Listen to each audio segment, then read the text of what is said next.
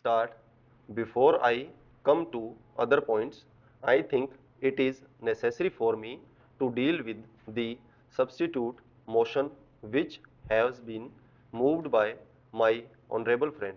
Although it is in two parts, really it comes to this, that there is a suggestion that the coal target for the third 5-year plan may be revised upwards from the present 97 million tons.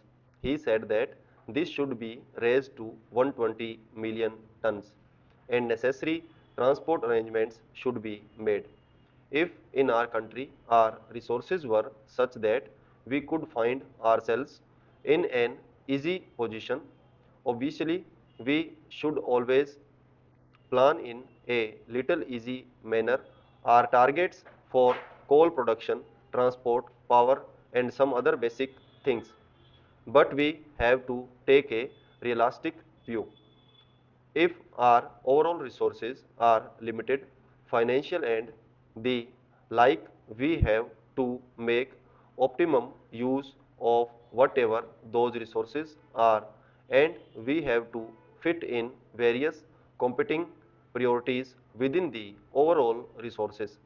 This is a matter which was discussed at great length when we were discussing some days ago our third 5-year plan. The third 5-year plan has now been approved by Parliament after a very lengthy and a detailed discussion in both houses of Parliament. Howsoever tempting this idea may appear to be, namely that we should plan for more transport, for more coal, for more power and for a number of other things which are basic, they have to take their chance and they have to be fitted within the overall resources that are available. It is true that when the first exercise was made about the target for the third 5-year plan, the working group that was entrusted with this task came almost to the conclusion that the figure should be around about 120 million tons. But I would like to share with the Honorable House the processes that were gone through before the figure was arrived at. What should be the total requirement of steel to maintain a certain tempo of development in the course of the next 5 to 10 years. We had to start somewhere, so we started with steel, with so much more steel. What should be the additional quantity of coal that has to be raised not only to feed the steel plants but the additional transport that will be required for them. Therefore, I would differ respectfully from the suggestion, namely that it means only an additional rupees 100 crores for increasing the production of coal from 97 million tons to 120 million tons. If it were really simple, we could perhaps somehow or other find an additional rupees 100 crores, although every crore of rupees having been already taken into account. It will be idle to talk of such a large additional as rupees 100 crores, but it is not rupees 100 crores that would be required, but several hundreds of crores, because to utilize that coal transport will have to be organized either by sea or by road or by rail.